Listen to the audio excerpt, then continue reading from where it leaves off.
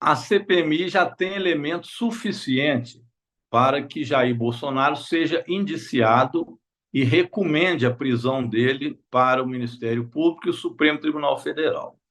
É fácil dizer isso, porque, veja bem, ele já é inelegível só pelo ato da reunião que ele fez com os embaixadores e mais aquele plano golpista que estava no telefone celular do Anderson Torres, que era o ministro da Justiça dele. É evidente que ele estava por trás de tudo isso. Então, Jair Bolsonaro se tornou inelegível por esta questão. Agora, veja bem, nós temos contra ele muito mais elementos que foram formados de prova durante a CPMI. Eu, para fazer uma linha de tempo, digo que desde o 7 de setembro de 2021, quando ele buscou um golpe, colocou pessoas em Brasília e São Paulo, disse que não mais aceitaria o que viesse de decisão do Supremo Tribunal Federal e chamou o ministro Alexandre de Moraes de canalha. Naquele dia ele não conseguiu o golpe que tentou, mas não parou com isso. Ele, inclusive, chegou a contratar um hacker via Carla Zambelli para que o hacker fizesse invasão às urnas ou colocasse uma urna fake, como se fosse verdadeira, para levar até o seu eleitorado e criar um clima anti-eleição e anti-urna eletrônica. Durante todo o processo eleitoral, ele atacou as urnas eletrônicas e, posteriormente, articulou também o movimento do dia 12, que foi o movimento onde Lula estava sendo diplomado, e houve toda aquela quebradeira com movimentos que vieram daqueles acampamentos golpistas que ele incentivou publicamente, e posteriormente tivemos o dia 8 de janeiro, onde ele saiu do país sem deixar para o presidente Lula a faixa presidencial e foi articular a continuidade do golpe. Então, o Bolsonaro está encrencado em tudo isso. E o pior para ele é que, quando nós fomos apurar tudo que era o movimento golpista, ele ainda foi pego com a boca na botija com muita corrupção, que é a corrupção das joias, que ele buscou fazer dinheiro para si próprio, uma espécie de recursos para a sua fuga, para um possível exílio a partir de uma tentativa de golpe. E foi por isso, posteriormente, endividado, que ele fez essa história do PIX, que também vai incriminá-lo do ponto de vista de corrupção, porque ali pode estar um amplo movimento de lavagem de dinheiro, que tinha também base de tentar sustentar a continuidade das suas ações golpistas no Brasil. Então, olha, é um sujeito completamente encrencado. Ele será indiciado pela CPMI por crime de tentativa de abolição do Estado Democrático, como um articulador e mandante desse golpe. Eu só chamo a atenção que o Supremo Tribunal Federal também tem um inquérito onde ele olha quem seriam os mandantes do golpe, e ele está incluído nisso, ou seja, na autoria intelectual que está no Supremo sendo analisado. Nós vamos continuar insistindo. O presidente não quer colocar a quebra de sigilo dele de Michele Bolsonaro. Nós vamos insistir, porque como ele é denunciado e é investigado no Supremo Tribunal Federal, nós tínhamos que ter acesso a isso, porque a própria Polícia Federal já solicitou. Mas, olha, eles comeram bola, eles não entenderam que, ao pedir e ao votar a quebra de sigilo do Mauro Cid, viria junto a de Bolsonaro, porque Mauro Cid era procurador dele. Então, aquela conta era a conta que movimentava também a de Bolsonaro. Foi lá que nós descobrimos os 17 milhões que ele estava escondendo. Então, muita coisa já se sabe da corrupção do Bolsonaro. Em relação a Michele, também. Esses dias atrás, nós ouvimos o Sargento Reis, que era ajudante de ordem, junto com o Mauro Cid, e recebia dinheiro, inclusive de empresa pública, que fazia pagamento da Michele Bolsonaro. Isso também está comprovado. Então, eles misturaram golpe com corrupção. É um elemento explosivo, né? E precisavam da corrupção exatamente para tentar se precaver de uma hipótese de falha nesse processo. Então, eu creio que não há escapatória para tanto Bolsonaro quanto para Michele Bolsonaro no interior desse relatório da CPMI. E é bom dizer que é a mesma linha que tem ido o Supremo, a Polícia Federal. Então, nós estamos na expectativa de fazer com que se faça justiça e que aqueles que trabalharam pelo golpe sejam punidos também o andar de cima. Estamos preocupados, queremos aprofundar também o que aconteceu com o comando das Forças Armadas neste período, porque muitos deles estavam na trama golpista. Então, nós queremos ainda ouvir o general Dutra, o general Paulo Sérgio Nogueira, que foram o que era do Exército em Brasília, que não deixou retirar os acampamentos golpistas de frente do quartel, e também o ministro da Defesa do Bolsonaro, que, inclusive, permitiu ao hacker entrar dentro do Ministério da Defesa para questionar a urna eletrônica e participou dessa trama de tentativa de desmoralização do processo democrático brasileiro. Então, o andar de cima das Forças Armadas que estavam no golpe, que eram golpistas, não podem também sair ilesos e não pode ter anistia para esses que, lá por cima, tentaram acabar com o Estado Democrático no Brasil. Eu acho que é obrigação da CPMI. Tem ainda o general Braga Neto, né? Então, nós falamos de pelo menos 4 generais: o Dutra, o Paulo Sérgio Nogueira, o general Heleno e o Braga Neto. Esses 4 têm que ser muito investigados. O caso do general Dutra me parece batom na cueca. Ele era o general que, ao invés de tirar os golpistas, deu alimentos, forneceu cama, mesa e cozinha para os golpistas em frente ao quartel. Então, esse não tem escapatória. Se os coronéis da PM estão presos porque facilitaram a ida dos golpistas até os 3 poderes, o general Dutra também o fez. Então, esse é um que eu acho que não escapole, né, dessa questão. E tem também, que você lembrou, Lorena Silva, que era o pai do Mauro Cid, além do próprio Mauro Cid, que também estão encrencados. Então, acho que é obrigação nossa não permitir que esse setor golpista das Forças Armadas prevaleça sobre a legalidade que deve ser o que embasa o funcionamento das Forças Armadas no Brasil. As declarações que têm sido dadas pelo comando das Forças Armadas, pelo ministro Múcio da Defesa, é no sentido de que querem preservar as Forças Armadas, mas que quem, de fato, participou do processo tem que ser punido. Se for isso, ótimo. Aliás, para preservar as Forças Armadas, tem que separar o joio do trigo. Porque se você dá uma anistia e permite que os golpistas continuem lá, a imagem das Forças Armadas não estará limpa do ponto de vista democrático. Eu acho que a única forma de preservar as Forças Armadas é tirando de lá aqueles que tentaram o golpe. Eles não podem ser perdoados. Então, nós vamos insistir muito nisso. Eu acho que é uma linha que tem que estar no relatório da senadora Elisiane Gama. Eu acho importante modificar a legislação. Aliás, conversando o dia com a senadora Elisiane, o senador Randolfo, eu acho que será obrigação nossa também, além de apontar os culpados, indiciar, fazer proposições que garantam o processo democrático mais enraizado no Brasil. Um deles é a PEC. O nosso deputado de São Paulo, do PT, Zaratini, tem essa proposta de emenda constitucional que é importante mexer no artigo 142 para retirar qualquer hipótese. Nós não concordamos com a interpretação que eles fazem, mas retirar qualquer hipótese de má interpretação do papel das Forças Armadas. Então, eu acho que, durante o relatório, nós precisamos de apontar quais os caminhos que fortalecem a democracia.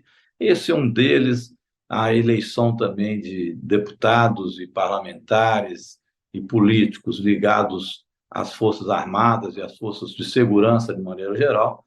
Para quem quiser ser candidato, não fica na polícia, ele sai de lá, eleito ou não, ele tem que fazer a escolha.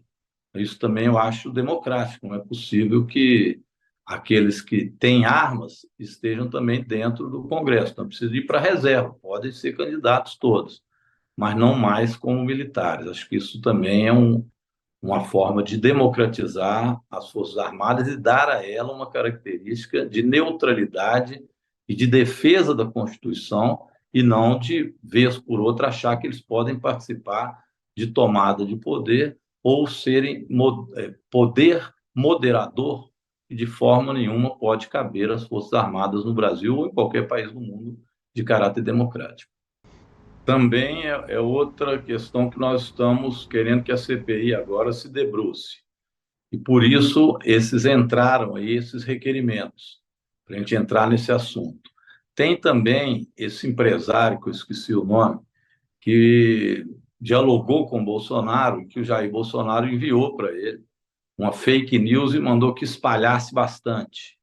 esse também estava nesse processo de grupos aí do próprio gabinete do ódio, que aponta também para o próprio Jair Bolsonaro como centro do gabinete do ódio. Então, nós vamos entrar também nisso, porque as fake news fizeram parte e de dentro do Palácio do Planalto se comandava os ataques de fake news às outras candidaturas e ao processo democrático e às urnas eletrônicas. Acho que, junto com isso, tem projetos de lei para ser votado, principalmente o projeto de lei das fake news, o 2630, que eu espero que a CPI nossa, a CPMI, possa recomendar que ele entre em pauta e seja votado, para a gente ter uma fiscalização maior em relação àquilo que é fake news e proteger o povo brasileiro das mentiras. Foi enorme, foi pelas redes sociais, com falta absoluta de controle, as plataformas não quiseram paralisar isso, que eles fizeram toda aquela convocação. A festa da Selma, por exemplo, foi convocada por WhatsApp, e ali eram símbolos que eles usavam para aglutinar o pessoal deles em grupos de WhatsApp organizados. Então, em menos de 48 horas, eles conseguiram levar esse pessoal a Brasília, vindo de CACs, né, esses clubes de atiradores, que são atiradores de elite, os atiradores de caça e de esportiva, nada. Isso transformou esses CACs em grupos bolsonaristas armados. Praticamente é isso que existe nesses CACs. Eles foram rapidamente para lá, setor do agronegócio, enfim, setor do, da mineração ilegal, né? Isso tudo se juntou em Brasília rapidamente. E isso se fez através da possibilidade deste modelo, né, de redes sociais que nós temos, onde é terra de ninguém. Pode ser feito tudo que está fora da lei. Nós queremos que dentro também da internet, o que tem lei para fora, tem lei para a internet também. Não pode ser terra sem lei que os bolsonaristas utilizam. Na verdade, aquele quiprocó que deu na reunião, de tentativa de acordo de uma pauta, eles estavam mais preocupados com a quebra de sigilo do Valdemar da Costa Neto e do Bolsonaro e da Michelle. A Carla Zambelli, eles não fizeram esforço por ela, não. Tanto que o requerimento entrou no dia seguinte e foi aprovado por unanimidade. Ninguém deles fez destaque. Ou seja, eles entregaram a Carla Zambelli, lavaram as mãos, vão deixar ela para os leões. Então, a Carla Zambelli vai acabar sendo caçada e, olha, sinceramente, com aval desses bolsonaristas. Acho que eles se acovardaram em fazer a defesa e estão entregando ela. Isso que eu sinto em relação a Carla Zambelli. Pelo que eu vi, ela está queixosa disso. Ela descobriu que realmente foi traída por eles. Agora, ela é um elemento perigoso deles, pode desestabilizá-los, sim. Ela sabe de muita coisa. Foi ela quem levou o hacker na casa do Bolsonaro para tomar café da manhã com o ex-presidente, imagina. E eles falam: o hacker é bandido, o hacker é fora da lei. Ora, o presidente, sabendo disso, leva ele para tomar café e para interferir, para atrapalhar o processo democrático brasileiro. Olha que tipo de presidente da República nós tivemos, né? Realmente lamentável, né? É Então, isso. acho que só prova que eles não têm caráter nenhum. E sabendo que era impossível hackear as urnas, eles queriam usar o hacker mais para criar um vídeo de fake news do que qualquer coisa, né? Isso era o objetivo da Zambelli e do Bolsonaro. Por isso, o hacker foi tomar café da manhã com o presidente da República. Então, a Zambelli é perigosa para eles, porque ela sabe de muita coisa. E ela sendo julgada aos leões igual foi, vamos ver qual vai ser a reação. Eu acho que eles acabam se desmascarando, porque essa violência e mentira vai ficando claro, a não ser para a bolha deles, onde é difícil a gente penetrar na bolha deles. Nós estamos tendo uma interlocução grande com a sociedade. Então, isso tem demonstrado que eles não passam de ultra-radicais e que a mentira e a violência fazem parte do conteúdo político deles e não o debate. Ou seja, a democracia passa longe deles. Então, aquela gritaria que eles arrumam. É impressionante como eles brigam com as mulheres, né, com as deputadas e senadores. Cada dia um deles dá um espetáculo com uma companheira, uma senadora. A Soraya já sofreu disso, a Elisiane Gama, a Laura sofreu desse processo também lá nesses dias. Então, eles têm também uma posição misógina e de ataque às mulheres muito grande. Então, isso é mais uma característica deles, né? Que a gente tem que também rechaçar. Então, eu acho que isso vai ficando muito claro. A argumentação deles é completamente frágil. Quem é que vai acreditar que o presidente Lula tinha interesse que os três poderes fossem invadidos para culpar o Bolsonaro? Ora, sinceramente, nunca vi um argumento tão esdrúxulo, não tem pé nem cabeça. Então, com esse tipo de argumento, de distorção dos fatos da realidade, eles não conseguem emplacar nada, a não ser, então, os gritos, a violência, assim por diante. Eles estão dizendo que vão fazer um relatório paralelo. Aí, ontem eu disse para eles que eles podem fazer 2, 3, 10 relatórios paralelos, quantos quiserem, porque só haverá um relatório que vai à Procuradoria-Geral da República e vai parar nas mãos do STF, inclusive do Alexandre de Moraes. Só um. E nesse, com certeza, vão estar lá indiciados os golpistas e o golpista mor, o comandante do processo golpista, que é Jair Bolsonaro. Então, eles deram um tiro no pé. Queriam tanto essa CPMI e ela vai ajudar a compreensão política do povo em relação ao que foi o processo de golpe e vai dar também ao Supremo Tribunal, à Procuradoria-Geral da República, a argumentação política, a força política para que possam tecnicamente punir os golpistas. É suficiente, nós já temos elementos que comprovam que houve uma tentativa de golpe, que houve um processo para que isso acontecesse, que reuniu muitos golpistas, e já temos também os elementos para indiciar os principais. E precisamos construir agora os elementos que fortaleçam a democracia e terminar algumas inquisições que vamos fazer. Temos para isso ainda um mês e depois mais 3 semanas, 2 semanas, para que a relatora apresente o relatório. Eu acho que é prazo suficiente para que o Brasil tenha esclarecimento e a gente possa tocar a vida para frente agora, colocar os responsáveis por ser punidos, né, com os crimes, em cada tendo seu direito de defesa, mas tendo a punição, e fazer o Brasil voltar a crescer, como o presidente Lula faz todo o esforço, voltar a ter o país na cena internacional respeitado, o processo democrático aprimorado, e principalmente fazer o Brasil gerar emprego, gerar renda, melhorar a vida do povo, baixar o preço do alimento, ter educação pública, saúde pública, SUS, universidade pública fortalecida, enfim, ter um processo de segurança pública que seja pró-povo e não algo que reprima o povo, mas que dê garantia e transparência nas suas atuações. Enfim, o Brasil tem muita coisa a ser feita. Matar a fome, que voltou. Então, nós estamos aí junto com o presidente Lula para construir esse país. E, para isso, é preciso que os bolsonaristas sejam punidos e que a democracia ela seja vitoriosa também dentro da CPMI. Acho que tem por parte da Polícia Federal os piques de Bolsonaro. Eles estão batendo agora com quem de fato passou piques, quem não passou, quem passou, quem são essas pessoas, se são desses CACs, são pessoas que financiavam o golpe. Acho que aí nós vamos ter surpresa.